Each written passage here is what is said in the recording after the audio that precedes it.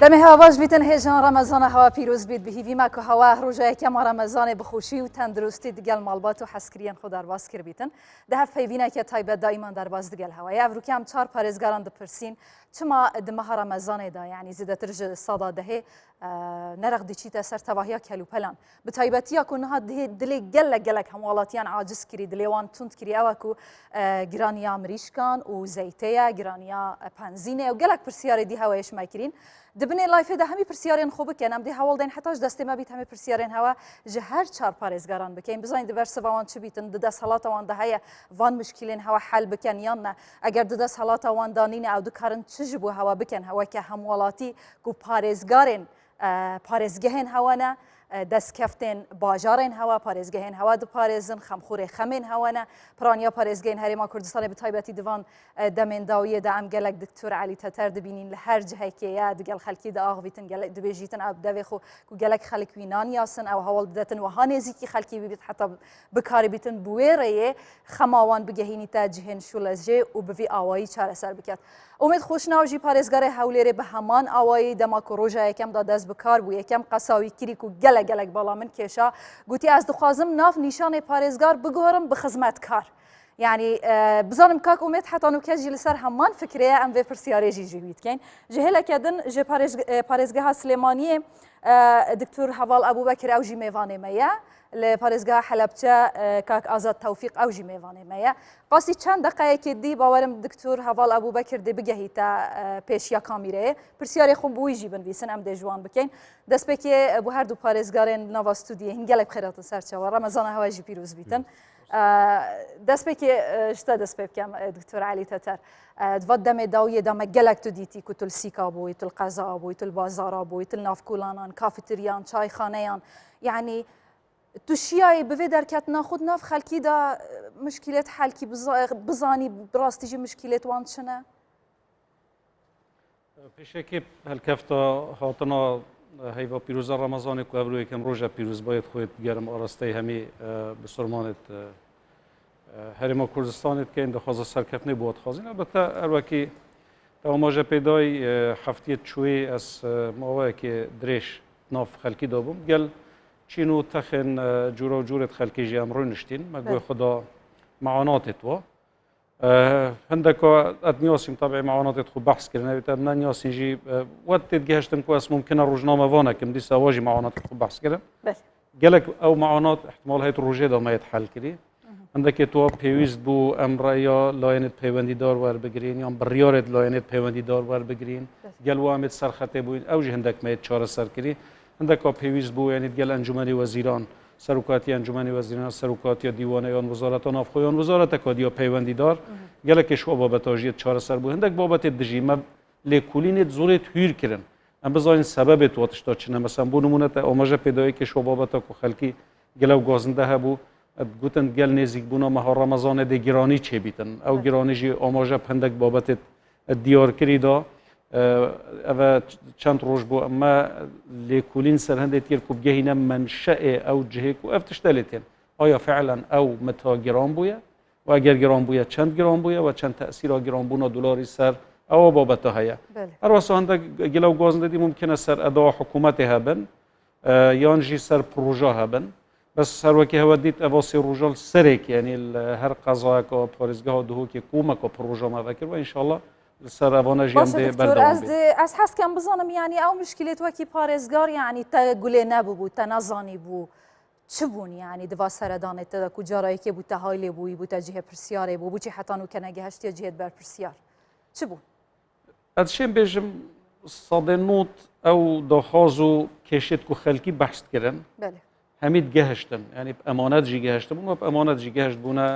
انجمن وزیران یا جی وزارت پیوندی دار یا جی از شیم بیجم قای مقامت ما و مدیر ناحیت ما و ریوبری دیت پیوندی دار و کو پیوست او کشه گهانده بون بونمونه مثلا دابینی کشا باجه را که همیا یک داخواز بود حالت که دا و داخواز نسبت حکومت هرم کردستان بابت که زور رون و آشکارا بو و رنگ هات بیت چهار سر کردن بس حکم هندی کو مثلا ممکنه برای بنیاتی بونه هات بودانان خلکی بردوام اف بسیارت کردن چه تشتکی واسای برزانه بو یعنی از پویت و قناعت دا کو حکومت یا نزیک بو الخلکی يعني يا دير نبويا دامو دزجهد ما خاصة يتخوري ناف خلقي دا خوج خلقن كرة خلقينا يتقل خلقي دا وتقل معانات خلقي دا بوينا بس هم جرا بيويز بو يعني ممكن الهندك دفران هندك قضاء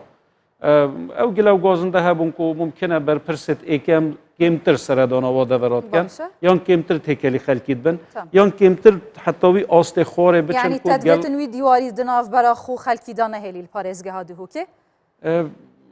اگر زانی پارێزگار یا هر بر پرست که دیه ایکم جه خبرین تخواره ممکنه ما روزه دشت گل چند کسا آخوی چند کسا بینید بس وقتی او درد کویتو چیت یعنی ناف شقام ده یا ناف کولان ده با تأکید او ادي بربست نافبرا يعني كو خلقه كي بحث كرا روتينيات هي او بيروقراطيا هي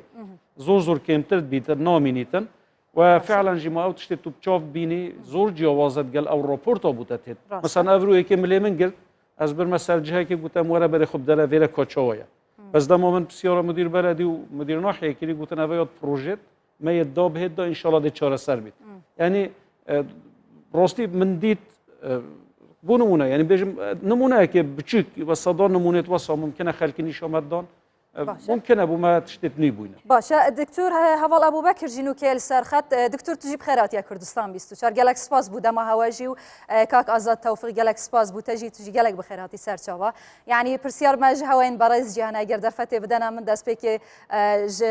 كاك امید جي بپرسم كاك امید تول سر همان بریاره کو ناو نشان خوج پارێزگار بگوری بو خدمت گزار يعني خدمتکار جبو خلکه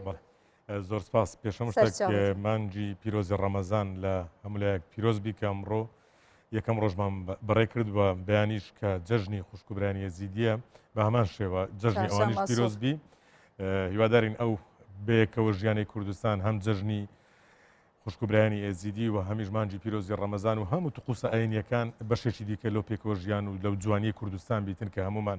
شانازی پێوە دەکەین ئەو قسەی من ئیمان خان هیچ پەیوەنددار نییە بەو ڕۆژەی کە دەست بەکار بووم لەو ئەرکەمدا و پەیوەنددارنیە بەو ڕۆژانە و بەو ساڵانش کە لەو ئەرکەدا دەبم بەڵکو خەلفەتێکە لە ڕابردوودا باوەڕ بووە بە باوەڕێک بووە کە لە ڕابردوودا بە دڵنیاییشەوە لە ئایندە شەمان بەو ڕیتمە کار دەکەین لە ئەمن و برای بەڕێزشم دکتۆر لەوانەیە هەر پێشتریشمان لە کاری ڕێکخراوە جەماوەریەکان ئەوە کاریگەری هەیە لە سەرمان و دەشمانەوە هەبە هەمان ئەو نەفەسە لە خزمەتی خەڵکی خۆمان دابین گەورەترین شانازی ئەوەی ئینسان لە جێگایەک کار بکە بتوانی خزمەتی شاری خۆی وڵاتی خۆی خەڵکی خۆی بکاتن و بە دڵنیایی و باوەڕێکە مەبدەئێکە لەلام ئینشاڵڵا تا ئاخر ڕۆژی کارکردنم هەمان ئەو قەناعەتم دەبیتن زۆر باشە دکتۆر هەڤاڵ ئەبوو بەکر یعنی بەگشتی لە کاتی ڕەمەزان یعنی بازار گرانتر دەبیتن ji پێشی ڕەمەزانê ji خۆ پشتی یعنی بقیمەتکردنا دیناری عێراقی هەمبەری دولار یعنی ئەف مشکلە بگشتی لە عێراقی بتایبەتیژی لە کوردستانی یا سەری هەلدای یعنی حتا نوکە بگشتی حکوومەتە هەرێما کوردستانی نەشوە کۆنتڕۆڵێکە وەهایە بازاری بکەتن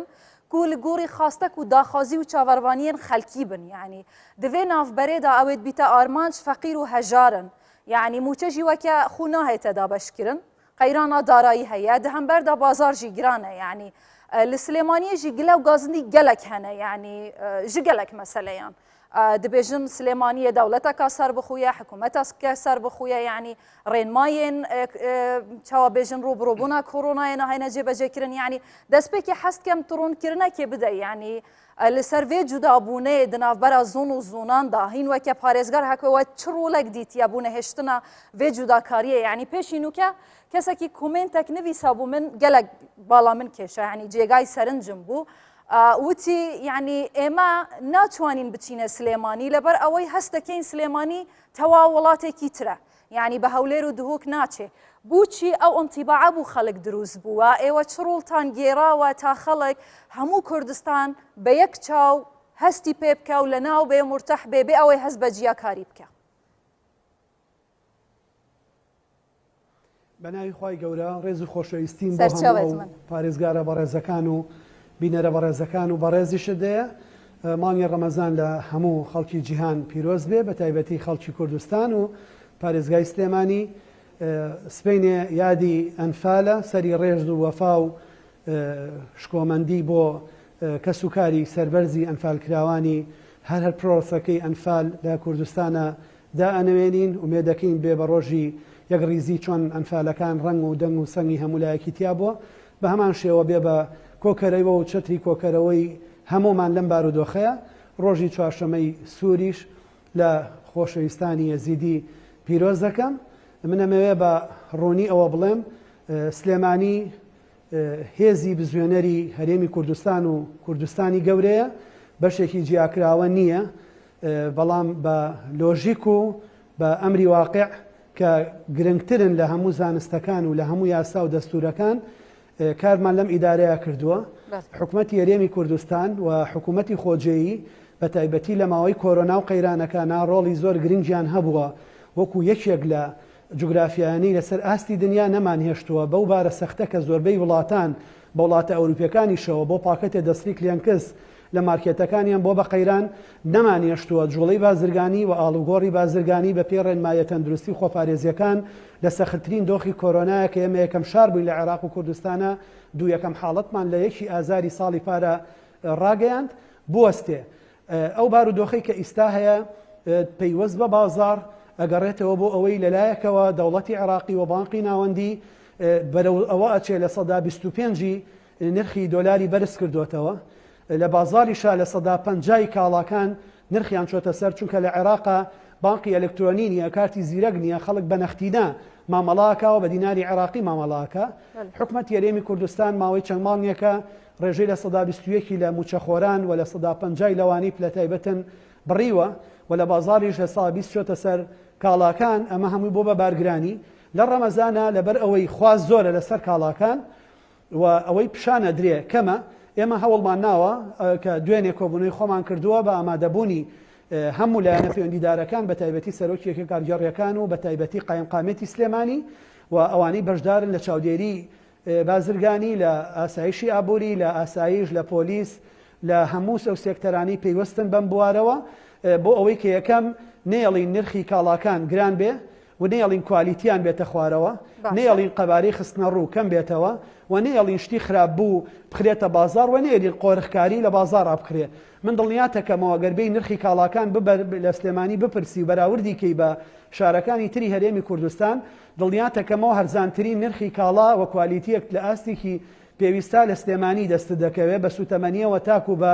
شتی وشکا ئەگاتا بە تەڕا ئەگاتا بە هەر بوارێکی ترەگا. سلێمانی بڕیارەکانی حکوومەتی هەرێمی کوردستان جێبەجێەکات و ئێمە ئەگەر سلێمانی 278 گەڕەکە تەنیا بریتی نییە لە بەشێک لە سەقامی سالەم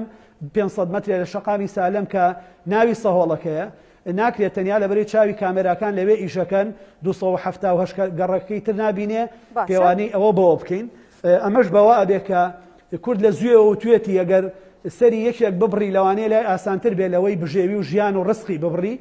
کۆرۆنا بارودۆخێکی تازەی هێناوەتە پێشەوە. ئەگەر وڵاتان و ئێمەش لەگەڵم بارودۆخە تازەیە خۆمان ڕانەهێنین ئەوە لێکەوتە و مەترسیەکانی لە خودی ڤایرۆسەکە مەترسیدارترە بێ بۆ ژیانی خەڵک، بۆ بژێوی خەڵک و بۆ داهات و ئابووری دەوڵەتیش. باشە دکتۆر هەواڵ، پرسیاری زیاترمانە جارێسە بە دەرفەتێک بە بەڕێز ئازاد تەوفیقیش بدەین. کاک ئازاد، یعنی خەڵکی سلێمانی ئاڵێن پارێزگاری حەلەبچە بە گشتی، ینی لە سلێمانی لە حەلەبچە ئاڵێن پارێزگاری حەلەبچە زۆر کرا، زۆر بێدەنگە، زۆر نەرمونیان و لەسەر خویە، لە زۆربەی چاڵاکیەکان نابینرێ بوو ناچیتە ناو خەڵک. جارە یەکەم جەردەمەیە وەڵامی ئەوە بدەیەوە دواتر لەسەر کۆنتڕۆلکردنی بازار و گرانترکردنی شتومەک لە مەها ڕەمەزانە پیرۆز. یعنی پێشتر قایمقامی حەلەبچەش وتی هەر کەسێ یعنی کاڵاکان گران بکاتەوە ئێمە سزای دەدەین تا دەگاتە سزای زیندانیش. فەرموو. بەڵێ سپاس بۆ بەڕێستان. مانگی ڕەمەزان لە هەموو مسلمانان پیرۆز بێ و بە هیوای ئەوەین خێر و بەرەکەت بۆ حکوومەتی هەرێم بۆ تاچی گەلی کورد و گەلی مسلمانان لە هەموو دیانە بهێنێ. ئێمە پێمان وایە مەسەلەی ڕەمەزان کە دێتە پێشەوە دایمە کۆمەڵێ بازرگانی چاوجنۆکەیە ئیستیغلالی وەزعەکەیە کات و ئەوێ بە زووترین کات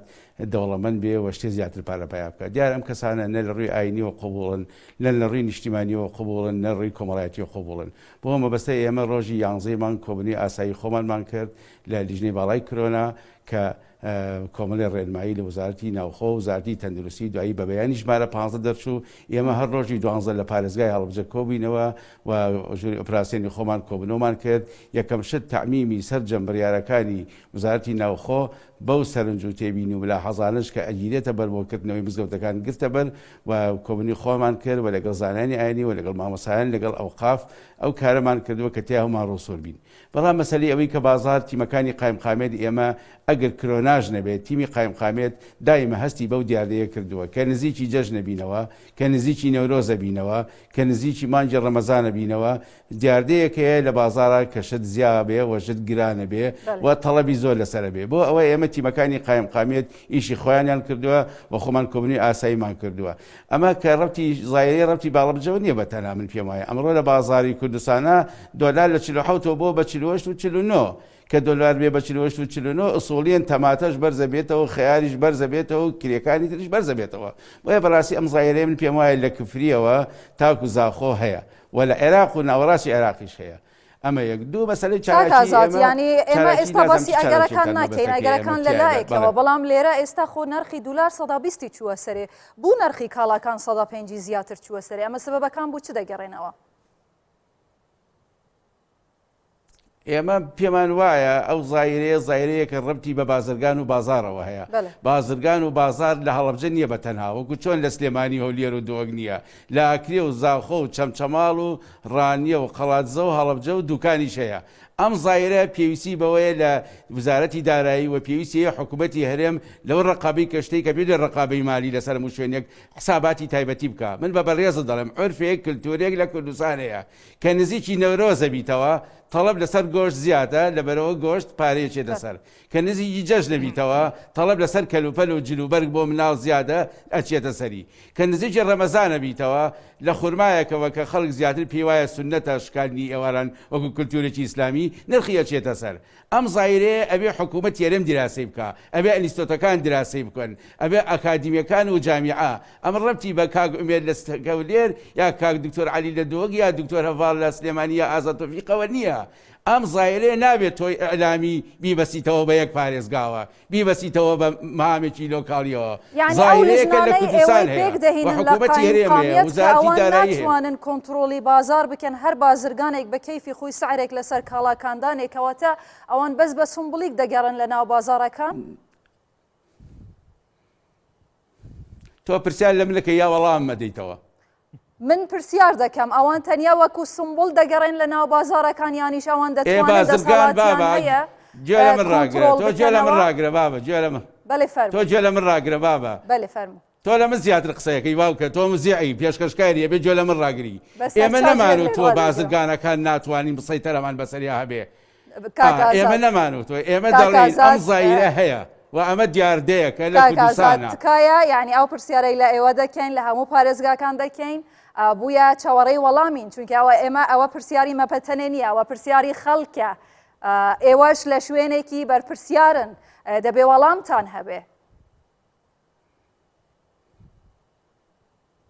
بابەجان ئێمە ناڵین کەس ناتوانێت مسەیتەر بێ بەسەر بازرگانە. من ئەم خەمت بە وەڵامێکی مەنتیقی ئەدەمەوە. تۆ موزیعی و تەلەڤیزیۆنەکەی تۆش پێگەی هەیە بێ بزانێ کلتورێکەیە زایرەیەکەی لە کوردستانە لە نزیک نەورۆز، جەژنی ڕەمەزان، جەژنی قوربان، سەری ساڵ نرخی بازار بەرزە بێ و ئەبێ لە ناحیەکان، لە قەزاکان، لە پارێزگاکان لیژانی تایبەت لای ئێمە لیژنەی تایبەتی قایمقامێت هەیە بەسەر سعر و بەسەر دوکان و بەسەر مۆڵاگەڕێ. بێگومان لە سلێمانی شەیە، لای بەڕێز دکتۆر ئومێد هەولێری شەیە، لە لای دکتۆر عەلی لە دۆکی شەیە. ئەم زایرەیە پێویستی بە لێکۆڵینەوەی ئەکادیمی هەیە. بۆ کە ئەبێ بە ڕەمەزان لە خوراوە نرخی بەرزە بێتەوە تا شتێکی تر، بۆ کە نزیکی جەژ لەبینەوە جلوبەرجی مناڵ تەڵەبی با بڵێن نرخی ئەچێتە سەر، بۆ نزیکی نەورۆزە بینەوە گۆشت. لەبەر ئەوەی ئەم زاهیرەیە ئەبێ بە منتیقی وا قسە بکەین کە تەڵەب لەسەر کاڵایەک زیا بوو، ئەم کاڵایە نرخی زیاکە. ئەوەش بازرگان هەیە، خەڵکێکەیە لە ڕووی ئاینیەوە نامەسئولە، لە ڕووی کۆمەڵایەتیەوە نامەسئولە، لە ڕووی سیاسیەوە نامەسئولە، ئیستیغلالی بازاڕەکە. زۆر باشە مادام کاک ئازاد ئێوە چیتان کردووە بۆ کاڵکردنی ئەم دیاردە ئەم زاهیرەیە لە ناو پارێزگای حەلەبجە؟ ئێمە تیمەکانی قایمقام بە بەردەوامی ئەگەڕێن بە شەو بە ڕۆژ کۆمەڵێ سێکتەری زۆر گرنگەیە، لە گۆشتە، لە کەلوپەلی مەوادی ئەوەلیە، شەکرە، چایە، برنجە. بەردەوامی دەنوچیان لەسەریانە ئێستا بڕۆ جادەکانی هەڵەبجا تیمی قایم قامێت ئەگەڕێ بە تایبەتی لە شەوا بۆ چونکە ڕەمەزانە خەڵ بەکەمێتە دەرەوە خەڵک شەو احتیاجاتی خۆیەکڕێ بۆیە بەڕاستی ئێمە وەکو تیمەکانی قایم قامێت ئێمە وەکو یەکەم کۆبوونەوەی دوای یا بەیانی ژمارە 15 یانزەیمان کە یەکشەمە بوو دووشەمە کۆبووینەوە کە کۆبووینەوە بڕیاری ئەوەماندا لە پاڵ ئەوەی کە مزگەوتەکانەکەینەوە لە پاڵ ئەوەی کە ڕێگری زیاتر ئەگرینە بەر بۆ خۆپاراستن لە کۆرۆنا ئەبێت تیمەکانی قایم قامێتمان تیمەکانی پارێزگامان چاویان لە نرخی بازار بێ چونکە هاوڵاتی بێموچەیە هاوڵاتی بێموجەیە و خەڵکی شێ ئیستیغلال ئێمەیەکە تیمەکانی ئێمە ئەگەڕێن غرامەی خەڵکەکەن و خەڵکی ستژ نەکەن و ئەشێن بە دادگا دەستان خۆش بێ کاک ئازاد کاک ئومێد لە باسی ڕۆژ پێش چەند ڕۆژێک ینی ئێوە لەگەڵ کاک کامڕان زۆر بەچڕی باسی ئەوەتان کرد کە نرخی دولار 120 بەرز بووە بەڵام نرخی شتومەک زیاتر لە 105 بەرز بووە ئێوە ئێستا هۆکارەکان بوو چ دەگەڕێنەوە ینی ئێوە چتان کردووە بۆ کۆنتترۆلی بازار بە تایبەتی لە وانگی ڕەمەزانی پیرۆز بوو نمونە ینی بە تایبەت زەیت مریشک نیسک ڕۆم ئەمانە زۆر گران بوونە ئێوە چیتان کردووە بۆ کۆنتترۆلکردنی بازار سەرڕای تاییدکردنی بەشێک لە قسەکانی کاگازادی کە زۆر واقعی گوتی ئەو زاهیرەیە ئەو دیاردەیە هەیە ئەو ساڵ جیاوازێکی دیکەش هەیە ساڵانی ڕابردوو و دیاردەی استیغلالی وەقت لەوەی کە جەژنەیان ڕەمەزانە نەورۆزە لەو پێداویستیانەی کە لەو مەسومەدا بەکاردێ ئەو ساڵ بەرزبوونەوەی نرخی دۆلاریش کاریگەری هەیە بە نمونە زەیتت باس کرد زەیت جگە لە مەسلەی دۆلار کە کاریگەری هەیە مەسلەی استیغلالی بازاری هەرێمی کوردستان نییە کە کاسبکار و یان دوکاندار و یان بازرگانەکان استیغلالی بکەن ئێمە لە هۆکارەکانمان کۆڵیتەوە زەید لەو شوێنەی کە لە بۆ هەرێمی کوردستان دێت لەوێن دەردا ئەو مەوادەی کە زەیتی پێ دروست دەبێ بەرز بوویتەوە نەگومرجی هەرێم زیاد کرایە و نە دۆلارەکە کاریگەری دروست کردیە و نە استیغلالیش بوو لەلایەن چەند بازرگانێکە و کەواتە ئەوە لە دەسەڵاتی ئێمە بەدەرە ئەوەی تایبەتە بە دەسەڵاتی ئێمە کە چۆن کۆنتترۆلی دەکەین ئێمە بە هەمان شێوە لێژنەکانی قایم قامیت و لە چەند ڕۆژی ڕابردوودا کۆبنەوەی هەموو لایەنە پەیوەنددارەکانمان لە هەولێر کردووە بەر لە هاتنی مانجی پیرۆزی ڕەمەزان بڕیاری کۆتاییماندا وەکو باسکرا کە جگە لەوەی پێبژاردن هەیە غرامەکردنی ئەو کەسانێک کە ئیستیغلال دەکەن واروە داخستنی شوێنەکان هەیە ئەوانی دیکە ڕوبەڕووی دادگاش دەبنەوە لە حاڵێکدا ئێمە لە بۆ کۆنتترۆلکردنی بازار تیمەکانی قایم قامیت دەستگا پەیوەندیدارەکان ڕاست پێدراون کە بە بەردەوامی بە شەو بە ڕۆژ لەناو بازاردا چاودێری دەکەن لە بەرامبەردا کارێکی دیکەی دزێو هەیە کە پێی دەگوترێ مەوادی ماوە بەسەرچوو ساغ بکرێتەوە دوێنێ شەو لەو کاتانە بوو کە لە ڕێگای نەدەستگا ئەمنیەکانی خۆمانەوە نەدەستگاکانی ئیداری خۆمانەوە نە سەرچاوەکانی وژێدەرەکانی زانیاری بە ئێمە بدەن لەلایەن هاوڵاتیەکەوە لێرەوە مسپاسی و هاوڵاتی دەکەم هیوادارم نمونەی ئەو جۆرە بیرکردنەوەی زیاد بێت کە هەستی بەوە کردیا مەوادێکی زۆر کەمیەیەکی زۆر خورمای ماوە بەسەرچوو هەیە دەبا ئەو ڕوبەهات بەناو بازارەکانی هەولێر و ساغ بکرێتەوە لە یەکێک لە کۆمەلگاکانی دەوروبەری هەولێر لەناو کۆگاکاندا بوو کە خەریکی بارکردنی بوون دوێنێ شەو لەو کاتانەدا مەفرەزەکانمان نار کە فعلەن کەمیەیەکی زۆر بەلۆری گواستراوەتەوە خورمای ماوە بەسەرچوو دێتە ناوشار و ساغ دەکرێتەوە ئێمە لەلایەک کۆنتترۆلکردنی بازار لەلاکەی دیکەیدا چاودێریکردنی لە خواردنی ماوە بەسەرچوو ئەرچی ئێمەیە تیمەکان بە دروستی کاری خۆیان دەکەن بە دڵنیایی شەو لێرە تاکید دەکەمەوە لە سنووری پارێزگای هەولێر هیچ بازرگانێک هیچ دوکاندارێک هیچ مارکێتێک ڕێگای پێ نادرێت جگەلەوەی کە ئێمە بە ئاشکرا تیمەکانی قایم قامیەت و شارەوانیەکان و دەستگا پەیوەنددارەکان بازار بەسەر دەکەن بازرگانی بۆ دیارکردنی نرخەکان بۆی لە کۆنتترۆل دەرنەچێت لە بازاڕی ئازاددا هەمانجی هەیە لەگەڵ ژوورەکانی بازرگانی بەڵام لە بازاڕی ئازاددا ئەو هەمانجە نابێتە کاریگەر چاودێری حکوومەت کاریگەری دروست دەکاتن بازار ئازادە بە چ جۆرێک و کوالیتی چیە چنەوە ئەیکە لە چ وڵاتێک دەهێنرێ هەرزەی دێسە لە زەیتی کوردستان نرخەکانی جیاوازە هەرەیەکی لە دەوڵەتێک کاتیە بەرهەمینای خۆی ناخۆیشمانەیە ئەویش نرخێکی دیکەیە بەڵام هەماهەنگی نابێتە هۆکاری کۆنتترۆلکردن ئەرچی ئێمەیەوە لە حکوومەت کە چاودێری بکەین وەکو باسم کرد بە عەلەنی تیمەکانمان چاودێری دەکەن و بازار بەسەر دەکەنەوە بەڵام بەغێر معلەنیش دیسانەکە خەڵکێکی باوەڕ پێکراو هەیە کە مارکێتەکان بەسەر دەکاتەوە هیوادارم کەمترین ئیجراعاتمان لەو مانگە هەبیتن کە پێ دەگوترێ مانجی خێر و بەرەکەت نەبێتە بەشێک لەوەی کە ئیجرات بکەین بەڵام بە دڵنیاییشەوە شوێندا دەخەین و خەڵک پێبژاردننی پێ دەکەین لە ڕووی یاساییشەوە ئەو کەسانە دەدرێنە دادگا دادگا بڕیاریان لەسەر دەدا بە چ جۆرێک ئەو تا زیندانیکردنیشی تێدایە هەرچی ئێمەیە ڕێگا نەدەین خەڵکێک لە بۆ گیرفانی خۆی ببێتە بار بەسەر خەڵکەوە. باش تا ئێستا لەوەتەی تو بووە پارێزگار هیچ کەیسێکتان داوەتە دادگای؟ بەڵێ هەبوو. دەتوانی بڵێ چەند؟ کەیس هەبووە زیاتر لە 3 کەیسێ بەڵام لە نەتیجەدا ئەوە کاری ئێمە نییە تا لە دادگا هەر بابەتێک یەکلا دەبێتەوە نەدەستگا ئیدارە لۆ هەیە تەداخل بکاتن نه تا پەرلەمانیش دەتوانی تەداخلی بابەتی دادگا بکە. ئەو کەیسانە کە پێی دەگوترێت زێدە ڕۆکار پێی دەگوترێ بە دڵنیاییەوە هەنگاوێکی هاویشتێ لە ناقانونی بووە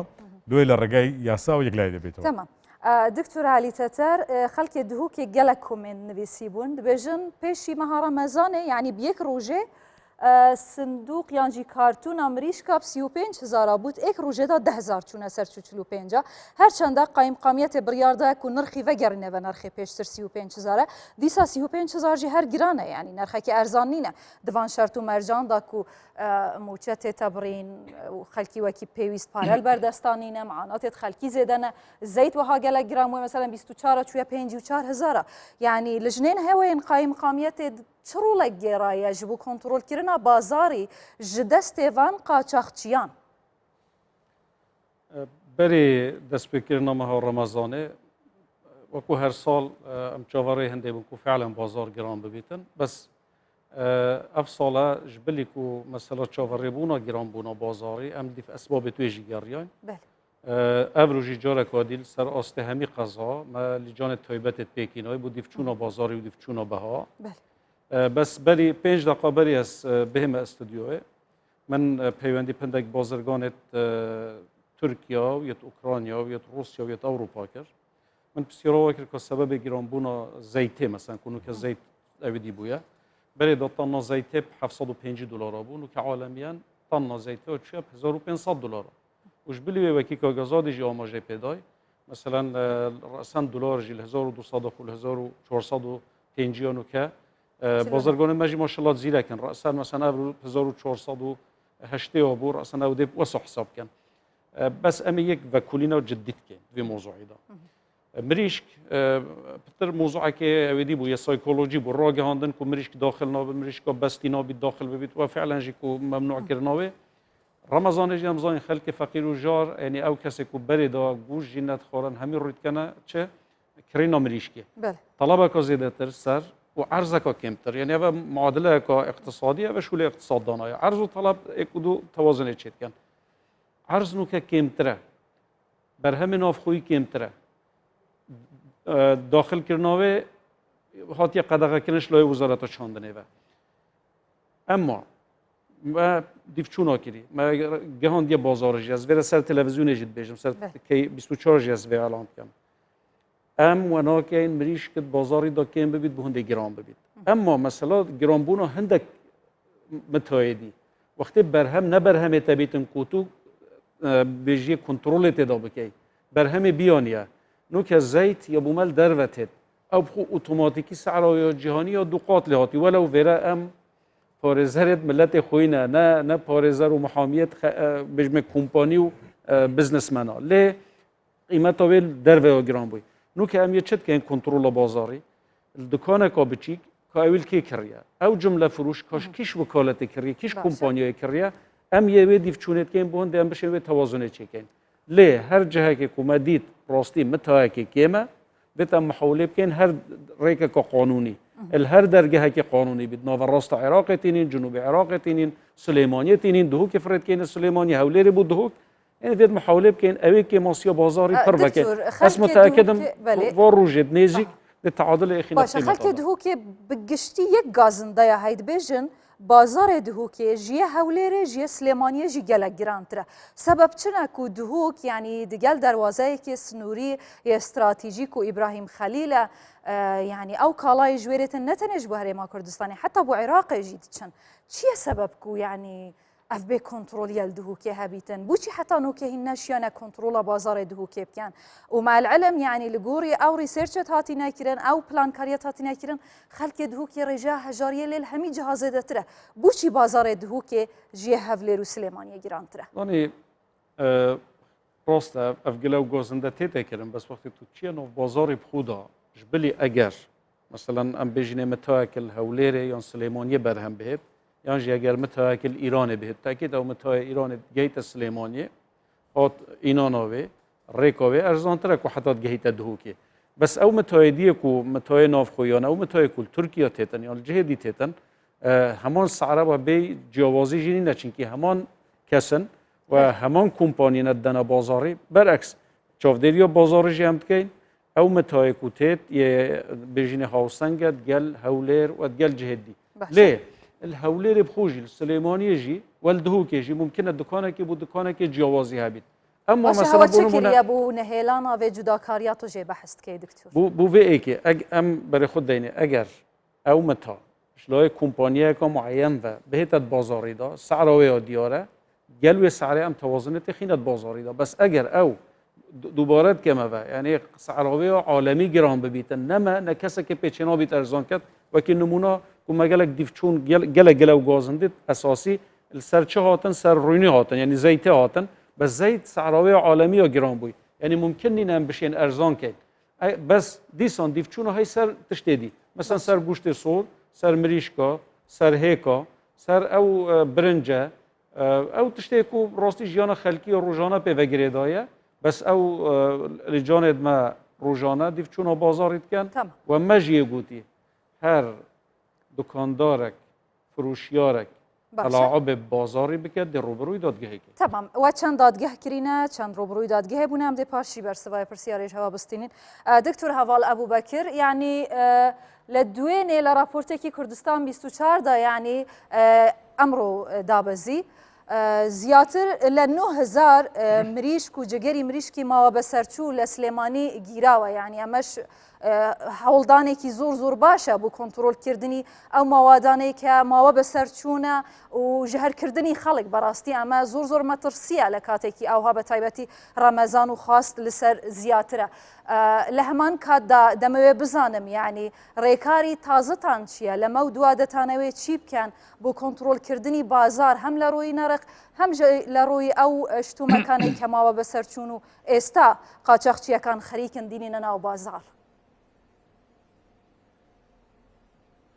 بەڕاستی لە سلێمانی لە سەرەتاوە تا ئێستا کاری زۆر باش بۆ چاودێری ئاسایشی خۆراک ئاسایشی دەرمان ئاسایشی تەندروستی کاڵا و کەلوپەلەکان مەوادی ئینشایی ئەوانە کراوە و پێویستە سوپاسێکی زۆری لیژنەکانی قایمقامەتی بە تایبەتی ناو شاری سلێمانی بکەین کە شەو و ڕۆژ بەبێ پشودان لە کارکردنن و توانیانە لە ڕووی کۆنتۆڵکردنی کوالیتی کاڵەکانەوە هەل لە دەواازەکانەوە بە هیمەتی ئەو کوالیتی کۆنتترۆلانەی هەن تا ئەگەنە ناو شارەکان تا ئەگەنە دەستی کڕیار تا ئەستێکی باش کۆنتترۆل بکەن لە هەمووی گرنگتر ئەوەیە کە ئێمە زۆر هەنگاومان ناوە لە مەسلەی گران نەکردنی نان لە مەسلەی بەکارهێنانی زەرفی کاغەز کە لە ڕووی تەندروستیەوە گونجاوترە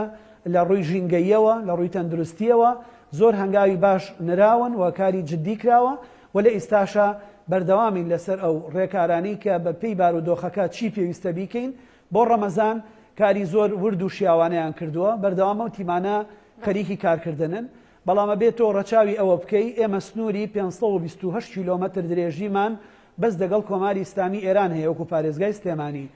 لە مەسافەیەکە لە گەرمکەوە بۆ گوندێک کە 2 کیلۆمەترە 53 ڕێگای قاچاق هەیە یعنی لە مەسافەیەکی زۆر بچووک و کەم و کورتە لەگەڵ ئەوە شاتوانراوە تا ڕادەیەکی زۆر باش کۆنتترۆڵی ئەم لایەنانە بکرێت کە ناومان ناوە ئاسایشی خۆراک بە تایبەتی و ئاسایشی دەرمان بۆ ئێستاش ئەو ڕێکارانە بەردەوامن لیژنەکان زیاد کراون چه ژمارە و تایبەتبەندی و پسپۆڕی لیژنەکان چ قەبارە و ژمارەی لیژنەکان چ کاتی سەردانەکانیان و بەسەرکردنەوەی ئەو شوێنانە وەجێی خۆیەتی سوپاسی زۆری هاوڵاتیان بکەین کە بەردەوام لایەنە پەیوەندیدارەکان ئاگادارەکەنەوە لە هەر شتێکی نەخوازراو لە شتێکی ماوە بەسەرچوو لە شتێکی خراپ لە شتێکی نەخوازراو کەەوە هەماوەنگێکی باشە بۆ یەکە کارگێڕیەکان بتوانن بە هیمەتی لایەنە پەیوەندیدارەکانی تری حکوومەت کارەکانیان بکەن لە هەمان کاتە جێی خۆیەتی سوپاسی زۆری ڕێکخراوە مەدەنیەکان بکەین لە پارێزگای سلێمانی و کەناڵەکانی ڕاگەیاندنیش بکەین کە بەڕاستی ئەوانی چاوێکی کراون بەردەوام ئەگەڕێن و هەر دیاردەیەک ببینن لە زیادبوونی ژمارەی سەگ لە گەڕەکەکانە لە ڕاگررتنی ئۆتۆمبیلی گەورە و بار هەڵگر لە گەڕەکەکانە لە بڕینەوەی دار لە شوێنێکە لە تێکدان خۆڵڕشتن و خۆڵ و خاشا کۆکردنەوە لە گەڕەکەکانە بەڕاستی یارمەتی دەرێکی ڕاستە و خۆی دام و دەستگاکانی حکوومەتن بە تایبەتیەکە کارژێڕیەکانی سنوورەکە کە بە هیمەتی هەموو لایەکمان توانیمانە هەنگاوی باش لەم بوارەیە بچینە پێشەوە. زۆر باشە دکتۆر هەواڵ، زۆر سپاس دەکەم. باشە کاک ئازاد، ئێوە گوتتان کە ئێوە لە ژنەی قایمقامیەت هەموو جارێ بەردەوام دووفداچوونە ڕەوشە بازاری کۆنتترۆڵە بازاری دکەن، ینی هەوەشیایە چەند کەسان ڕۆبڕۆی دادگە هەیە بکەن یانژی سزا بدەن ji ber ku ser pêçkar bûne lê sinûrê parêzgeha Helepçe heta nûke. ئێمە 72 سەعات جارێک تیمەکانی قایمقام داتایەن بە پارێزگا بۆ ئەوەی پارێزگار ڕوبەڕووی دادگان بکاتەوە لەو داتایانە. ئێمە ڕۆژی ڕەمەزان ئەمڕۆ بووە سبەی ئێوارەکەەکە لە 40 سەعات بۆ ڕۆژی پێنجشەمە ئێمە تیمەکانی قایمقامێت لەسەر جەم سەرپێچکەرەکان لەسەر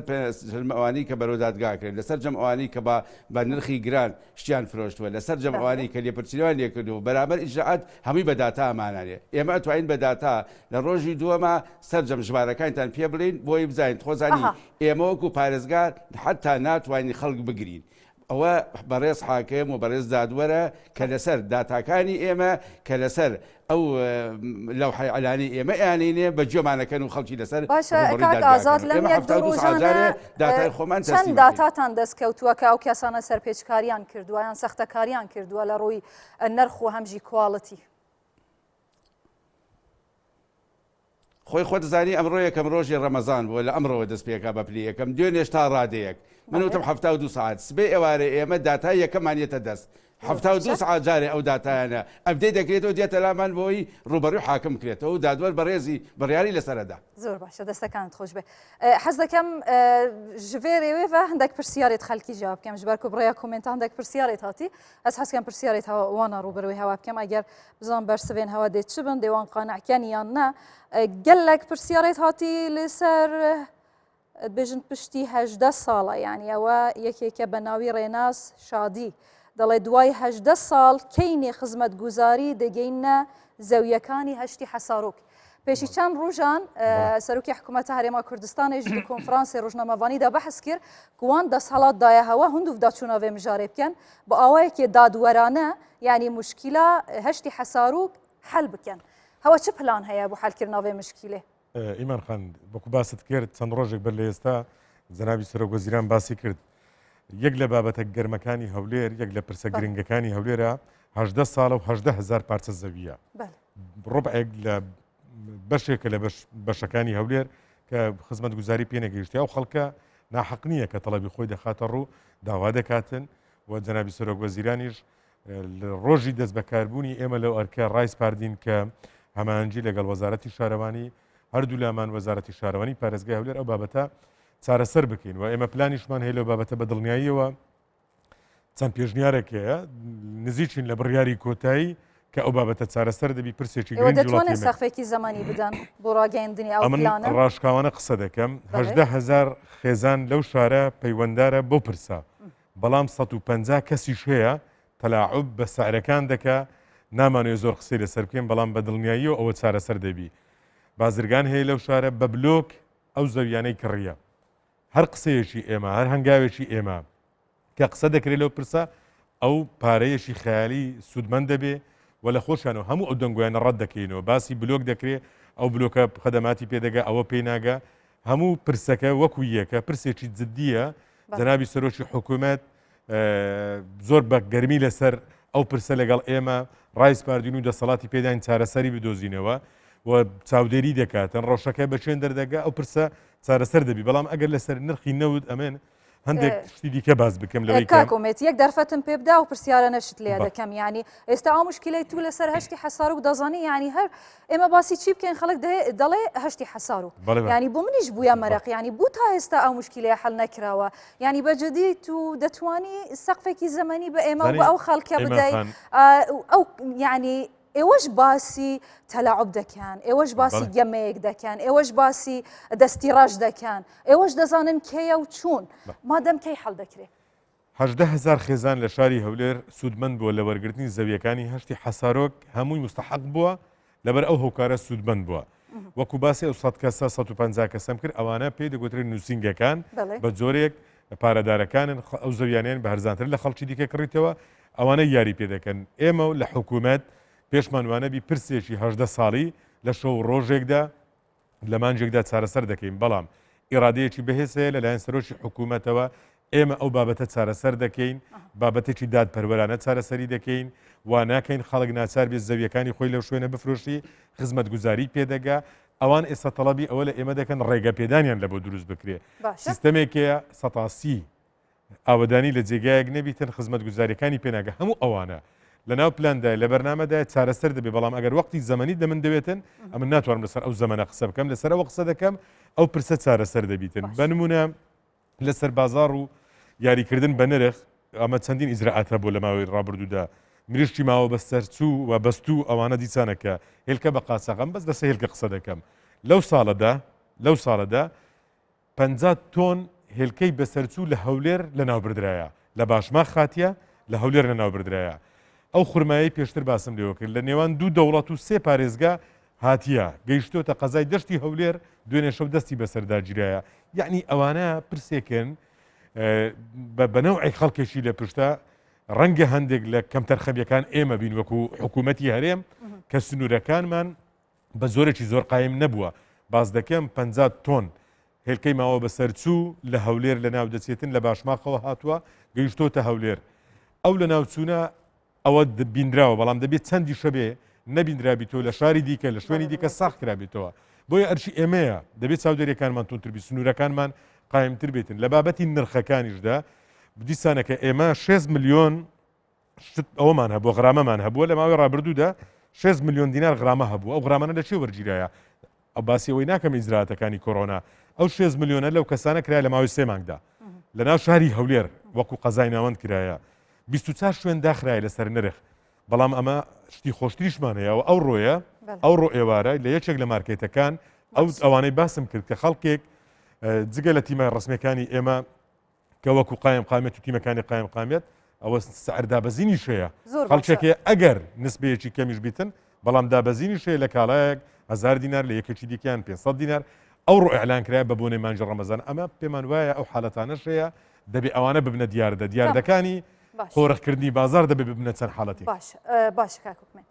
دکتور علی پرسیارێکە جوتیارانجی ژاوێن بە ڕێستکەم یعنی سنوورێ پارێزگەها دووکێ مەدید ساڵا دەربازبوویژی گلە و گازندێنوان یەک دنیا بوون و بەروبوومێتوان لە ناو بازاری ناهێنە ساختکردن چ سایلویەک چزانم چ سارگەهێک نینە بوو پاراستنەوان ئەف ساڵە بەحسێ هشکە ساڵیەتکەن لە هەنجەهان یعنی بوو زێدەتر هاریکاریە جوتیارێن سنوورێ پارێزگەها دهۆکێ وەکی پارێزگار چ پلانێک هەیە حتا کو ساڵا داهاتی احتیاجامە زێدەتر بە بەرهەمێ دەرڤەی وڵات نەبیتن دیسا هون مەجبور نەبن لژنێن قایمقامیەتێ پێک بینن ji بۆ کۆنتڕۆلکردنا نرخان و وەکی خوب بیتن لە ناو بازار یعنی بە نرخێکی کو لە گۆڕی بەریکە خەلکی بیتن نەزێدەتر شیانێتوە ئەو طبعا جزءێکی سیاسەتە حکوومەتە هەرێمە کوردستانی پشکلەکە گشتی ئەو بازارکردنا تایبەتیا بژنێک گیر و گرفتە مەزنە خەلکی مەسەلە بازارکردنا گەنمی بوو ئەو بابەت پێنگاوێت باشێت هاتی هاوێتن هەولێر یادا کۆمپانیایەکی سلێمانیادا کۆمپانیایەکی وەلدهوکێژیادا ئەو بەس بوو گەنمیە هەلبەت بەروبوومێدیش هەنەیە دوو کۆمپانیە تاو باش بوو بەروبوومێدی جناب سەرۆکی حکوومەتە هەرێمە کوردستانی پار هەیڤە مەها هەفتێ هاتە دهوکێ بەرێ بنیاتی بوو یەکیش مەسترین پرۆژێت پێشەسازیە خواردنێ کۆنیسپیە سێمێلێ دانا و ئەو پرۆژە دەشێتن ئونو کە شولێکی زۆر جددی زۆر باش یعنی حتا ئەڤروژی من متابعە کارێ واکرد شولێکی زۆر جددیە تێدا تێتەکردن یعنی ئینشاءالله ئەو پرۆژە هێدی بکەویتە کاری هەمی ئەو بەروبوومێمەیە کشت و کالیک و مالەسە بێگرات گەهیتن بێگرات گەهیت و بازار پڕ بیت ئش بعد بیت ینی عرض چەندین بەرابەری تەڵەبێ لێت و هەر جهەکی وا سابیتن توزانە یعنی ئەو بەروبووم دە پیش بیتن بوو چارەسەرکردنەوەی کارێکی زۆر جددی هاتیەکردن و ئینشاءالله ئەف پرۆژە تەمام ببیتن نەک تەنێ بەروبوومێ کشت و کالیە دهوکێ بەڵکو ئەم شوێنیە دەوروبەرت خۆشی هەمیە وەربگرین و ئەوەی کێشێ چارەسەرکەین زۆر باشە دکتۆر یەک پرسیارە دژی گەلێک لەوێرەیە هاتیەکردن ژە هەوەین بەڕێز ینی هەفبەریکردن دگەل دهۆکێ مەسەلەن دەبێژن هەولێرێ نارگیلە لە ناو باخچەیە هێنە کێشان لدهوكي قدغنا يعني رين ماين وزارة نافخو صادصات لدهوكي تينا جيبا جيكرن بو نمونه لهوليري وهانينا لناف باخچان نارگیلا آسایه بهتا کشان گلک خدانین کافه گازنده اید کرید بجن بو چی اف جداهیه هیا او گازنده بو ماجی تینه کرن نسبت ما وکو براستی اداره پارێزگه ها دهوکي هر بریاره که کل لجنا بلندا روبروبونا کرونا تیتا داری خستن اما که خود جیبا جید کن وما اعلام جي كري سر تلفزيون يجي من اعلام كري وضع دهوكي ابن حيو كورونا في باشنينا دهيجي حفت كسي امري خودي كري رجا توجبونه زيده بو باراستنا گيانه حوالاتي هر برياره كو بيوز بيت امدي دين ومجبورين جي يعني بو نارگيله بيت يعني هر بابته كي دي بيت كوبو بيت السبب تقدان ساخلامي خلقي مجبورين برياره بيوستوار بگرين اما الهوليري چند يان سليمانيان جهدي چند فعلا نفتشتا مایه نمایه پوشی جناب پارێزگاری شتن ببرسره دبت کاکومت لناو باخچکان نارگیله کشن بەپێی بڕیاری لێژنەی باڵای کۆڕۆنا نێرگیلە لە نێو ئەو لیستەدایە کە قەدەغەیە لە هەولێر بێ لە دهۆک بێ لە سلێمانی بێ هەر کەسێک بەکاری بێنیتن ئەوە پێشکاری لە هەندی حالت بووە ئیجراعاتیش بووە زۆر باشە کەواتە لە هەولێریش قەدەغایە بە خەڵکی دهۆک دڵێ خۆتون نەکەن بڵێن لە هەولێر ئەو نمونە ئیمانخان زۆر دەگوترێت لەسەر شارەکان یعنی پەیوەندی دەکرێت لەو شارە ئەو ڕێگە ئەنی ئەوەش هەندێکیان دەنگۆنە ئەگەنە ئێمە ملزمین بە بڕیارەکانی لێژنەی باڵای ڕوبەڕووبوونەوەی کۆڕۆنا باشە کاکە ئازاد بزانم لە سلێمانی ئێوە چیتان کردووە بوو ینی لە هەلەبچە مەبەستم لە هەڵەبچە ئێوە چیتان کردووە بوو کۆنتڕۆلکردنی بازار لە ڕووی ئەو شتومەکانەی کە باوە بەسەرچوون یانیش ئەو قاچەخچیانەی کە دەیانەوێت تەلاعب بە بازار بکەن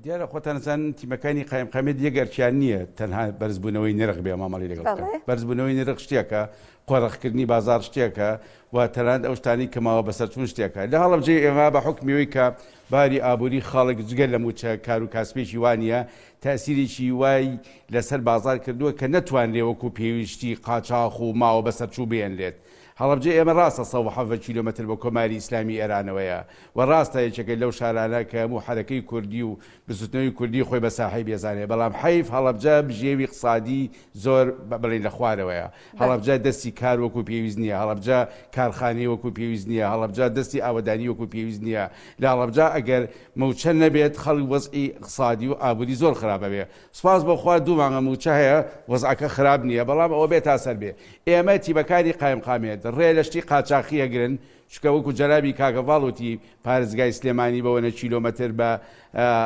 کۆماری ئیسلامیەوە ئێمە بە 170 کیلۆمەتر بە کۆماری ئیسلامیین دوو مەرزیشمان لەگەڵ کۆماری ئیسلامیە هەیە ئێران واتە مەرزی تەوێڵە مەرزی بەمەوە ئەمە یەک لەبەر ئەوە لێرە باوەڕ ئەەکەی هەندێک جار ئەوەی لە هەڵەبجار ڕوئەدات لە هەندێک مەسەن عرفی جوانی کۆمەڵایەتی لە شوێنەکانی تر نییە چکە هەڵەبجە پەیوەندی کۆمەڵایەتی ڕایاڵی کۆمەڵایەتی علاقاتی ئیجتیماعی بێزە ئێمە لە هەڵەبجا یەکێ لەو مشکلەی کە تووشمان ئەبوو دایمە ئەوە بوو کە ئەمان و کەم بەریەکەوتن هەبێت لەبەر کرۆنا کەم سەردان هەبێت لەبەر کرۆنا کەم تێکەڵیە بێ لەبەر کرۆنا بەڵام کاکەیەگەی و کاکە ئێمە عزیێمانەیە ئێمە ناسراوینی ئێمە ئەوانە ئێمە ئێساتی بەکاری قایمقان متابعی سعرەکەن متابعی مادەی بەسەرچووەکەن متابعی بەرزبوونەوەی نرخەکەن لە بازارە و حتا هەیەشتیژە هەشارێتەوە بۆ دووسێ ڕۆژ پێش جەژن بۆ هەفتەیەک پێ جەژن بەڵێ باشە گەلک سپاس دەکەم کاک ئازاد تەوفیق پارێزگاری حەلەبچە گەلک سپاس دەکەم بوو کاتەکەت دکتۆر هەڤاڵ ئێوە چ دواکاریەکتان هەیە لە بازرگانەکانی پارێزگای سلێمانی بۆ ئەوەی هاوکارتان بن بە تایبەتی لە مانگە پیرۆزەدا لەلایەکی ترەوە لە هاوڵاتیان بوو ڕوبڕووبوونەوەی کۆڕۆنا و جێبەجێکردنی ڕێنمایەکان سەرەتا تۆکو دەوڵەتێکی سەربەخۆ مامەڵەت لەگەڵ سلێمانیا کردم شەو کاتەکانی زۆر بەنا هاوسەنگدا بەش کرد ئێمە سوپاسی بازرگانەکانمانەکەین کە دەستپێشخەرن نەک هەر بە ئامادەکردنی بێبەرامبەری سەبەتەی خۆراک بۆ سەدان هەزار خێزان نەک هەر لە مانگی ڕەمەزانە لە دۆخی کۆرۆنا لە کاتەکانی ترە کە جێ ڕێز و تەقدیرێکی زۆرن و پشتیوانی حکوومەتێشیان لەما کردووە لە هەمان کاتە بازار و مۆڵ کراوەتەوە کە بە سعری کۆ هەرزانتر کاڵا بە هاوڵاتیان ئەفرۆشێ بۆی هاوڵاتیان ڕووبەڕی قۆرخکاری و دەستبڕین و گرانی نرخ نەبنەوە و بازاری چەند بەهارەمان کردوێتەوە بۆ هاوڵاتیان بۆی بتوانن بە نرخێکی هێرزانتر و بە زۆر باشە دکتۆر هەواڵە بەرەوەی پێش ئێستا پەیوەندیەکە لەگەڵ ئێوە پچرا ئینتەرنێت نەمابوویە لەگەڵ ئێمە قوت بووی داوای لێبوردن دەکەین بەڵام دەمەوێت بە کورتی داواکاری ئێوە لە هاوڵاتیان بزانم ئێوە داواکاریتان چییە لە هەموو وڵاتیانی خەڵکی سلێمانی خۆشەویست بوو ئەوەی پابەندی ڕێنمایەکانی تەندروستی بن بە کورتی ئەزیەت نەبێ سپاس دەکەم. ئێمە داوا لە هاوڵاتیانی بەڕێز دەکەین کە هەموو ئەو ڕێکارانەیە گرێتە بەر لە پێناوی تەندروستی ئەوانە خۆپاراستنی ئەوان و پابندبوونی ئەوان بە بەستنی ماسکێکەوە ئەبێ بەمایی ئەوەی کە خۆیان و کۆمەلگاکەیان بپارێزن دەرفەتی کار بۆ هاوڵاتیان بکەنەوە وا ئەکەن کە بژانەوە لە بازار دروست بێتەوە جم و جۆڵ دروست بێتەوە دەرفەتی کار دروست بێتەوە پاراستنی ئەوان بۆ خۆیان ئەبێتە پاراستنی وڵاتەکەمان و مرۆڤایەتی من هیوادارم چۆن بە وشیاریەوە لە ماوەی ساڵ و نیوێک بەرەو ئەوە ئەچین توانیوانە هەماهەنگی تەواوی دام و دەستگاکان بن لەسەر ئەو ڕێگارانە بەردەوام بن هەوڵ بن ئەو ڤاکسینانەی هاتووە بەکاری بێنن و هەوڵ بن پابند بن بە ڕێنمایە خۆپارێزی و تەندروستیەکانەوە قەرەباڵقی و بەریەکەوتن و کۆبوونەوە دروست نەکەن بۆی بتوانین بازاڕەکان بەکراوی بێتەوە بمێنێتەوە دەرفەتی کارکردن هەبێ دیسانەوە هاوڵاتیان ئەتوان ڕۆڵێکی گرنگ ببینن لە چاودێریکردنی بازار و داوەزاندی نرخەکان بەوەی کە مەرج نییە هەموو شتانی کە حەزیان لێتی هەمویان بەیەکەوە بیکڕن بەڵکو و پێویستەکە بەپی ئەوەی چیت پێویستە ئەوە بکڕیوە بە چ قەبارەیە پێویستە ئەوە بکڕی نەک کاڵایەکی زۆر بکڕین و بێنین لە ماڵەکانمان ناجارێکی تر بەکاری نێنین و ئەوە زۆر مهم بوو کە باست کرد دکتۆر هەواڵ لە بەرژەوەندی گشتیش بێ باشە زۆر سپاس دەکەم دکتۆر هەواڵ پارێزگاری سلێمانیە زۆر سپاس دەکەم بوو کاتەکانتان کاک ئازاد زۆر سپاسیش دەکەم بە هیوای ڕەمەزانێکی تەندروست لەسەر ئێوە و هەموو خەڵکی پارێزگای حەلەبجە و لە لای دیکە سلێمانی و هەولێر و دهۆک زۆر سپاستان دەکەم دەم باش بەڵێ دکتۆر یەک پرسیارە داویە ئەوە یەک بناوێ مەتین هێتیتیت بێژیتن پرسیارە خیڤەتگەها شیفتچنار کێ لێ بکە ئەوە 9 ساڵە یعنی تێتە پاشێ خستن ئەف مەسەلە کە دچ لێت کورتی بێ زەحمەت ئەv ڕۆژی ئەم خەلکی وێ هاتنە دەفن شێلا دزێ بەێ مەگوتیەوە بڕیاری هاتی موافقەت ژی هاتی هەرێکێ پارچەکە عەردیت گەل 25 میلیۆن دینارە بوو چارەسەرکردن ئەو کەسێک و بنۆخی یعنی دێ حەلکەن بێ مشکلێت تەمام بوو یعنی ئەو موافقەت هاتی و دیڤۆ ڕۆژە ئینشاڵڵا دەست زۆر باشە کەواتە ئەوژی حەل بوو بەڵێ کاک ئومێد قسەی کوتای چییە بوو جێبەجێکردنی ڕێمایەکان لە لای خەڵکیەوە بە تایبەت زۆر سپاس ئێمە بەڕەچاوکردنی ئەوەی لە ڕابردوودا حکوومەت هەر هەنگاوێکی گرتیتە بەر تەنها لە پێناو سەلامەتی هاوڵاتیان بە بەڕەچاوکردنی پێشوازیکردن لەو مانگە پیرۆزەی مانجی ڕەمەزان و بەڕەچاوکردنی دۆخی کاسبکاران هەموو دەرگاکان ئێستا کرانەوە مزگەوتەکان کرانەوە بازارەکان کرانەوە مۆڵەکان کرانەوە ئاسانکاری کرا بەڵام ئەوە بەمانای ئەوە نییە مەترسیەکانی کۆڕۆنە کۆتایی پێهاتیە زیاتر بووە ئەو ڕۆژمارەی ئەو ڕۆ ئاماری هەرێمی کوردستان لە 5 مانجی ڕابردوودا لە هەموو ڕۆژەکان بەرزتر بووە ژمارەی مردووان بەرزتر بووە لۆیە هاوڵاتیان دەبێ هاوکار و هەماهەنگمان بن هاوڵاتیان دەبی خۆ بپارێزن و چاودێریەکانی ئێمەشتونتر دەبێ تایبەت بە نرخی بازار و سەیتەرەکردن و ئەو زانیارانی کە بە ئێمە دەگاو تیمەکانی قایم قامێت و لێژنەکانی قایم قامێت و دەستگا پەیوەنددارەکانی ئێمە بەڵام لە هەمووشی گرنگتر هاوکاربوونی هاوڵاتیانە وەکو باسم کرد ژێدەری ئێمە هاوڵاتی خۆیەتی ئەمە دوو ژمارەی زۆر ئاسانمان ڕەگەاندیە زۆر بە کورتی دوو ژمارەیە هاوکارمان بن ئەو ژمارە بەر لای خەڵکە بیتن لەوەی کە پەیوەندی بەوانە بکرێت حالەتێک ببینین لە مارکێت پارێزگاری هەولێرە دکتۆر علی تەتەر پارێزگاری دوو ژمارەکە تازە دەبێ ئەلانکەین کاتم نییە داوا لێبوردن دەکەم باش دواتر باشە گەلێک سپاس بۆ بینەریە هەوا بهیوی ماکە و مەها ڕەمەزانە پیرۆز ببیتە مەها خێر و بەرەکەتێ لە ناو هەمی ماڵین هەوا خۆ بپارێزن دوور بن ژە هەموو دەرد و بەڵە گەلێک سپاس بۆ بینەریە هەوا چارشەمبە سۆرژی لە هەموو کوردین مێن ئێزدی پیرۆز بیت بهیویا و دزیترین دەمدا ڤەگەرنەڤە سەر ماڵ و حاڵێن خۆ هین هەر هەبن شەف باش